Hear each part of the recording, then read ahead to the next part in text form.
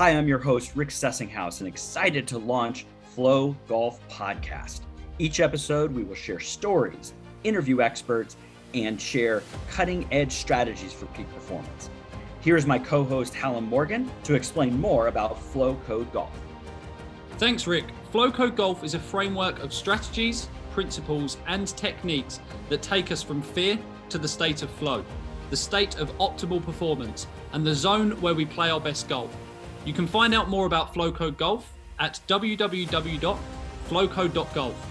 And I just want to finish up by saying this podcast is as much your podcast as it is ours. So please ask questions, provide feedback, and get engaged. I hope you enjoyed today's episode.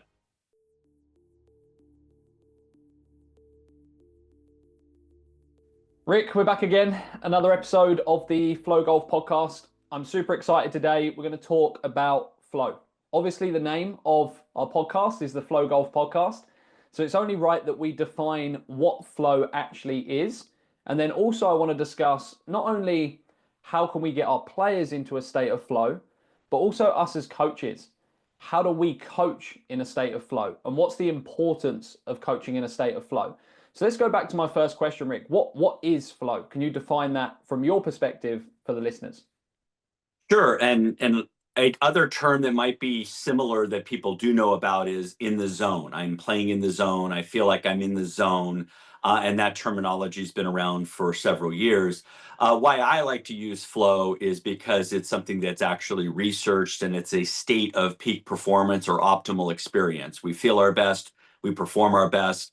There's certain biomarkers and stuff that's associated with flow. A lot of it has to do with the state you're in, right? I am in a state of flow, mentally, emotionally, and physically, which helps us perform, which helps us learn, which helps us just live life to the fullest.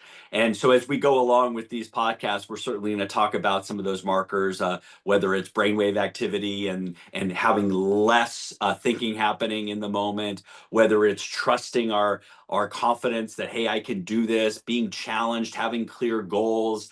There's a lot of things that are kind of attributes to flow. And that's part of what we call with flow code is what is your code to get into a flow state? And there's many different ways. But for right now, let's think about optimal experience. We feel our best, we perform our best, and there are certain things along those lines with focus and confidence, emotional regulation that can help us align to now be at our best. For sure. No, I love that. And I think when we talk about flow, we always talk about like there being no fear, right? That inner critic, that voice in your mind. Normally that voice that says, don't hit it right, or don't go here, or don't do this, it quietens down and almost disappears. We're normally more playful in a state of flow as well, right? We almost go back to being that childlike personality that we had in the past. And I think we always talk about that children are naturally in a flow state more often. So it's about uncovering that at the same time. We're normally completely immersed in the present moment. We're not in the past. We're not in the future. We're right here in the present moment. So that comes back to that focus point that you made. And then also we kind of have this distortion of time, right? Time speeds up or maybe slows down. I think we've all experienced it at some point in our life. And that's what we love so much is that when we ask our students, when we ask any coaches we work with, like, have you experienced it before? Everyone has. Everyone's experienced it at some point. Even if it was just like a micro moment, it doesn't have to be a long period of time, but it could be a micro moment. So then we can start to uncover, okay, well, what were the conditions in those moments? What led to you being in flow? And how can we now reverse engineer to get you back there on a more regular basis? So no, I absolutely love that. So what does coaching in flow mean to you, Rick? If we now apply that purely to the coaching world, what does that mean? Yeah, so if I kind of step back a little bit, we know performance and learning is very state dependent. So that student coming in wants to hopefully learn, and we would want to accelerate that learning rate. And as a coach, we certainly have information. We want to educate them. We want to teach them something, right? But just transferring information doesn't mean that they're actually going to get better at that. And a lot of what I know that I've worked with as an individual coach, but I've seen in other coaches and other experiences, and I've read the research, is the role of a coach is more than just transferring information. It's the state the coach is in will have a big effect on the learning process of the student in front of you. And I think, kind of going back to when we first learned anything, right? Hopefully we have a coach that's patient, who's supportive, who helps us stay on task, right? But I think as we as coaches who know the game of golf, for instance, if you become impatient with your student, if you force too many things on them, you say too many things, their mind is gonna blow, right? And so for me, being in a state of flow as a coach is one who can regulate their emotions, be fully in the present moment for their student. They're not in the future, not in the past, they're not on their phone, they're not distracted. They have very clear goals um, for that lesson, for that session. This is what we want to accomplish. This is how we're going to do it. So there's steps ahead. The biggest thing for me is back to focus and emotional regulation is your student's going to pick up on if you're distracted or if you're frustrated or if you're down. I mean, if a student's performing poorly in front of you, how are you reacting to them is a big sign of how that lesson is going to go for that hour or more, depending on how you coach. So for me, as a coach, I need to be in a flow state to be fully present. I need to have a clear goal. I need to regulate my emotions so my student is in a safe learning environment to be able to take that information in and, of course, now be able to improve their skill set. Yep. No, I love that. One thing that you mentioned, you said learning and performance is state dependent. And I think whenever we speak with, let's say, our coaches or you speak with players, the focus is always on the performance part. And a lot of people say, oh, well, I work with a lot of beginner golfers, so I don't need to kind of understand the mental game as much for my students because they're not competing. And it's like, okay, that's fine. And that's one pillar of it is that, yes, from a performance perspective, state management is key. But then we always remind them, and you mentioned it really importantly there, that also learning is state dependent. So if you aren't understanding how to change the state of your student in that lesson, their learning is going to be completely impacted. If we're fearful, which a lot of us are when we start playing golf, right? We're a bit anxious, we're a bit nervous, we're self-conscious. And in that state, we're never going to be able to learn as quickly. So we have to learn how to manage people's states very, very quickly. And I think one thing we always talk about is the social side, right? So there's 4 ways that we teach people to change their state. One of them is social flow. And we talk about these mirror neurons, right? So what we're expressing from a body language perspective, from a facial expression perspective, we actually have mirror neurons within each other that pick up on other people's facial expressions, body language, and it impacts our state. So the coach has to be super aware that when a player's coming to you, regardless of whether they're a beginner golfer or one of the best golfers in the world, they're picking up on all of those things, body language, facial expressions, and that's impacting their state. And that state doesn't just impact their performance, it also impacts their learning. So really, really key. Yeah, so you said something very important there is when you first asked me about flow for the coach, I'm looking at my responsibility as an individual of how I control my focus and my emotions. The other part of that, which you alluded to, which I completely agree with, of course, is that our state will then have an impact on our students' state. And back to the mirror neurons, if a student's looking at their coach who is frantic and who's stressed and who's also in fear state, like, oh crap, what's going on here? Good luck for the student to be able to drop into a state of flow. It just won't happen, right? So they pick up on what the coach is feeling. But if the coach is in control and maybe has a lightness about them, there's a smile, there's a way to communicate, there's the, hey, come on, we can do it, right? That player's going to go, oh, okay. I think things are going to get better, right? And so and this is going from individual flow to a group flow now setting, right? So when we play golf as an individual, that is an individual flow activity. But in coaching, it's actually a group flow activity that's happening. And the coach is the one that is responsible for that. Okay. And how are we going to connect with our students? Are we going to listen? Are we going to pick up on how their body language is? And then how do we adapt and how do we change? I think is the experience of an elite coach. There's a lot of coaches who know a lot of information. They do. They blow me away with all the things they know about biomechanics and stuff like that. And yet, if it's not communicated in a certain way, then that transference of information and that now applied to the player, and the player now using it on the in an actual round of golf, there is a disconnect there. Then the information is almost useless. And so I think part of the flow coaching experience is communication, it's state management, but it's really paying attention to the player that's in front of you, the student that's in front of you, picking up on their signals and being able to adapt communication and your own emotions to help them feel safe and even feel like you said the word childlike before. It's like childlike, and hey, we're going to learn today. Hey, let's try some different things, and you give them that safe space. So flow as an individual is one thing. When we start bringing other people into it, we call that more of a group flow where the social dynamic comes into play. So how deep should a coach go on this? Because we teach our players to have pre-shot routines, pre-round routines, and all of those things ultimately are to ensure they're in an optimal state for performance. Well, a coach's performance is this interaction with the student in a one-on-one or group format. So are we saying that we recommend a coach should do some kind of pre-lesson preparation to ensure they're in an optimal state, whether that's breath work, whether that's visualization, whether that's any of the techniques? Is that something that you would suggest? Yeah, definitely. Managing your own state is the first step of this, right? If I am not managing my state, it's going to be hard for me to be fully present and pick up on the student.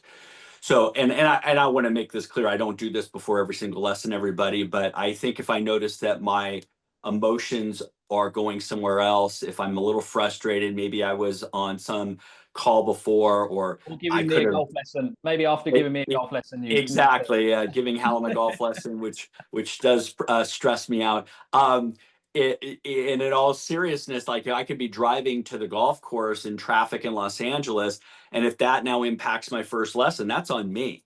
And how do I check in with myself to say, where am I? What am I doing? Those type of things. I will say that throughout the day, because I do a lot of sessions on Zoom also, is I'm reviewing, and this only takes honestly a minute, everybody, is that I'm reviewing, okay, who am I speaking to? Our notes from our last time with an email. What was the end goal or takeaway? So I know I have some good follow-up questions to start it. So that's one thing, but back to what you said, like with breath work and stuff. Breath work is a way for me to kind of settle down. I tend to be a little bit energetic. I tend to be kind of, my mind's going all over the place. So taking that one smooth breath, being mindful of where I am in the moment is very important for me to transition from session to session, or if I go from a meeting to a session, it's this little, we'll call it a pre-meeting routine or a pre-session routine. There has to be a breath work. There has to be clarity of the intention of this next, let's say, 1 hour. That has helped me a lot. When I don't do that, and I'll be honest with you, and I'm still frantic and I'm catching up, and I think a student might catch up on like, holy crap, Rick is really busy. It's like, I don't want that to come across, right? I want them to feel like I am them fully present in the moment. I'm there for them. I have a clear game plan, and I am in a state of calm and focus. Yep. And I guess I don't do that much one-on-one coaching. I maybe have a few clients, so they're spread out much more. But I know a lot of, especially swing coaches, they're back to back to back to back to back. And obviously we're trying to make the most of all available time. So often I know a lot of swing coaches won't put buffers, right? They'll just go hour after hour after hour after hour. So would it not make sense, because we know players are probably showing up already a bit frantic. They're probably running a bit late. They've come from work or they've been stuck in traffic.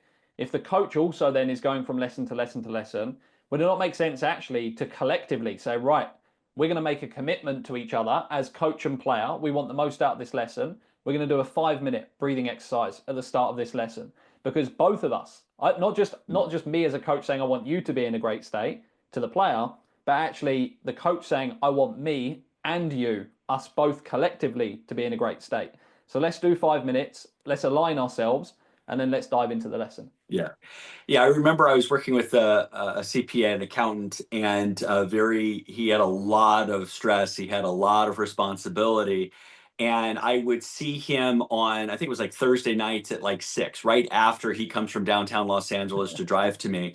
And he'd hop out of the car, and he, as a person, is just a wonderful person. Yet on those Thursday evenings, that first few minutes was frantic. It was stress. And I do remember us, how can I defuse that as quickly as possible, right? And what's interesting about that, back to state management, is then he shifted his lessons to Saturday mornings at 8 o'clock, and his demeanor was different. He got to, sleep in a little bit. He now doesn't have all these other responsibilities, and we could get into, no pun intended, the flow of a lesson quicker because he was relaxed, he was fresh, he was ready. But those Thursday nights at 6, it took us a little time to kind of reset. We're at a golf lesson now. We're not at your frantic day of an accountant. We are here. What do you want to work on, right? And I agree with you. It could be one breath. It could be a few questions. It could be, but I don't want somebody going from a stress state to now something where that requires tempo, smooth tempo, requires clarity on what we're working on, right? So the environment of where that student's coming from will have a big effect on their state. And if they are already in a state of stress, yes, our responsibility as a coach is to get them in an optimal state before we even say one thing about their golf swing or such. So totally agree with you. And that little simple breath work, or that little way of shifting them. Hey, when are we going to play golf next? Or what? We need to get them from focusing on what just happened for the last 8 or 9 hours at work, and getting them into that present moment is, I think it's a high level skill that not all coaches do. Absolutely. No, it's huge. And another thing then, so we've talked a bit about sensory flow, I guess, like how do we use our breath? How do we use our visual? How do we use our sound? How do we use these techniques to change a player's state and our own state, as we mentioned? But another question then is from the environment perspective. So I know not every coach has maybe the privilege of deciding where they coach, but what changes would you recommend, if it's possible, for a coach to make to their actual lesson facility, like where they're providing the lessons? Because there is a lot we can do, probably some simple tweaks that we can make that make a huge difference. Yeah, it's interesting. For on and off for 30 years, I've been at a public golf course range, which is very, very busy. And I chose years and years ago to be as far away from the clubhouse and as far away from where the golf balls are dispensed as possible. So I'm at the end of a driving range, right? And I did that, one, to minimize distractions, having some level of privacy, which is not really, because there's other mats that are right by, and just having a different space. Now, there's other coaches that may want to be closer to where all the action is because people can now see them, and maybe it helps them market. I get that part. But from just a purely standpoint of what's the best learning environment, it's quieter, right? Less people walking around, less just less noise, and just feeling like, okay, you're in this little bubble here. Okay, now that's at a driving range that, again, has a ton of people. I know there's some people in private facilities that may have their own range area. Awesome, that's great. Now I'm very fortunate. Most of my coaching's done on the golf course itself, so I'm in a cart with my student. We're very much bubbled in. It's just us, and we get to now experience it together. So how can you create an environment that makes them feel important, that has less noise, that has less chaos happening? I think is crucial. I know not all coaches have that ability, but maybe look at from the student standpoint of what they're walking into, and how can we give them an environment which is nourishing and which is they're looking forward to. Yep, for sure. And I guess, look, like you say, not everyone has the control or the power to do that. But in circumstances maybe where you do have some flexibility, really start to think about all of those small details. Because we all know places that make us feel calm, make us feel relaxed. We think of like a spa, or we think of, and they really activate almost every single sense in order to make you move into that calm and relaxed state, whether it's smells, whether it's sounds with music, whether it's, now I'm not saying turn your golf course and your golf club into a spa. But what I am thinking is, how can we start to leverage some of these different components and techniques to put our players and our students into the right state? Because if we have our students in the right state, we could give the exact same information, we could give the exact same golf lesson. We don't change a thing. All we did was we changed the state of our students so they were more willing and they were more able to take on information and apply it at a higher level. So that can make a massive impact on the progress of your students, for sure. 100%. 100%. So Rick, can you share, I'm sure there's been scenarios when you've had complete you've been in fear, students been in fear, disaster lesson. And then I'm sure you've had experiences when you've been in flow, students been in flow, and it's been an incredible one. Can you share kind of two contrasting Sure. circumstances? Yeah, early on in my coaching career, which was mostly swing specific, not as much mental, a student came to me. He was probably about an 8 or 9 handicap. So, he broke 80. He was a good, solid player, and he had the shanks. So he comes to the lesson and he goes, "Hey, Rick, oh my gosh, I'm shanking everything." And here I'm going, "Okay, he's just exaggerating, right?" And he's like, "No, he was shanking everything." So it started with sandwich all the way through 5 iron, and like, holy smokes, right? So this again, early in my career, every shank he's hitting, I'm almost feeling in my body, going, "Oh no," because I've shanked the ball several times. I've had horrible experiences, right? So I'm actually feeling what he's feeling. That is fear times 100, everybody, right? Everybody who shanked a ball knows, oh crap. Now, when you're doing it over and over and over again, now you're doing it in front of your coach. You're hoping the coach can fix it, and I can't fix it. Now, it's one thing to say, did I have the information? I thought I had the information, but my player and the student could pick up real quick. I was frantic mode. I was just trying anything that would stick. And I'm going through every, golf book in my head of like, what happened? And it wasn't a good space to be in at all. Now, I ended up giving his money back because it was a horrible lesson. Okay. I was fearful. I didn't get him any better. So guess what? You don't pay me, right? Yep. But I've had, of course, sessions after that that had the same dynamic of, "Hey, I'm here, I'm shanking the ball." I go, "Great. Okay, here are some potential reasons why." So I'm already giving them hope. Like, "Hey, I've seen this before. And this is what we're going to do. We're going to check your fundamentals first. We're just going to make sure we got some good balance. We got plenty of space to work with. Then we're going to do this. Let's start with some small shots and go like that." So once they felt like I had some level of control over the situation, it calmed them down a little bit. I did a lot of shots without a ball also. I wanted to show them on video that the swing was better than what they thought. And I now had a plan. I'm not saying after a couple minutes they were cured by any means, but we were going in the right direction.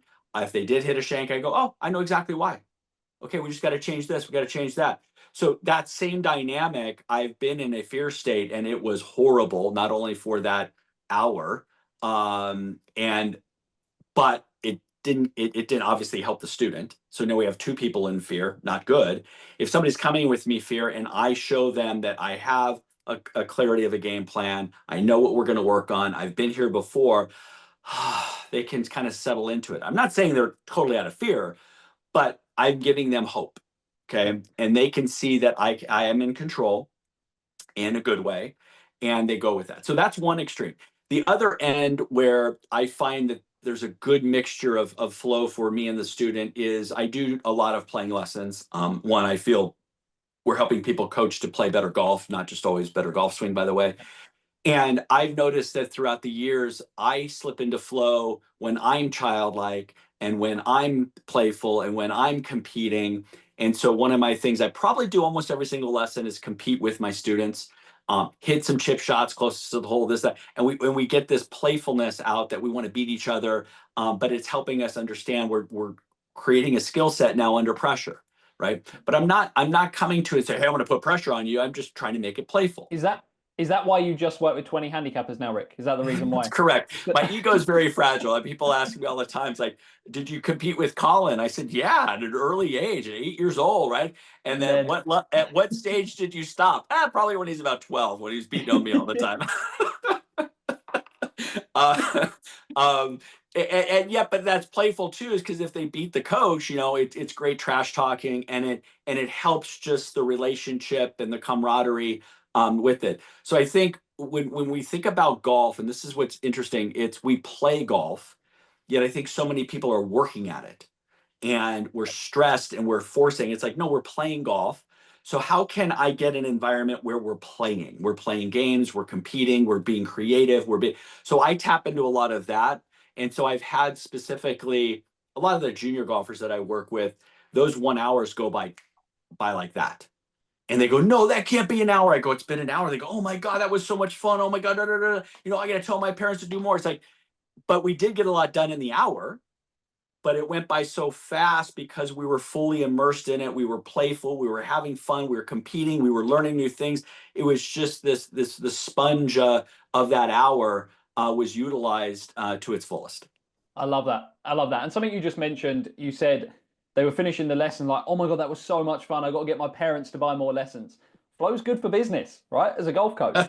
Like if you're getting your students into flow and they're having fun, they're enjoying it, like of course we want to help them perform better. Yeah. But ultimately, we want them to have a good experience as well, because then they will come back and it will be a lifelong relationship. Correct, and that's the key thing is relationships. And as I've been coaching for 30 years, I look back and you and I both know that people come back for lessons for different reasons. And a main reason, which I have now noticed, is how do they feel in the lesson and after the lesson when they've experienced it with a coach.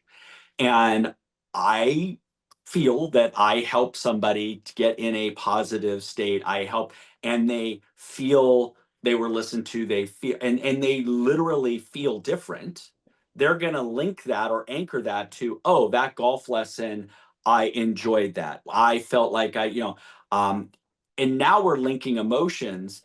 Most coaches think it's like, oh, a good lesson was, oh, now they hit the ball 5 yards further, they hit it straighter. I get that that is a goal for sure. Yet from the student standpoint is, yes, they have something to work on, but they go, what a great experience. And that's what we're building upon. And I go back to when I've learned things throughout is that a good coach versus somebody not so much. And it's not about their knowledge as much as that how do they make you feel? Yep. Do they make you feel important? Do they get you excited about whatever you're learning? And if you are passionate about, in this case, golf, it'll come across. And if you're passionate about coaching the mental game, it'll come across like, well, okay. Because I get really, really hyped up when I get to coach the mental game, and they go, man, you really like this. I go, yeah, I do. And that now they go, well, if he likes it so much, maybe there is something to that, right? Maybe I So a yeah. lot of that is the experience that's occurring, not just the transferring of knowledge.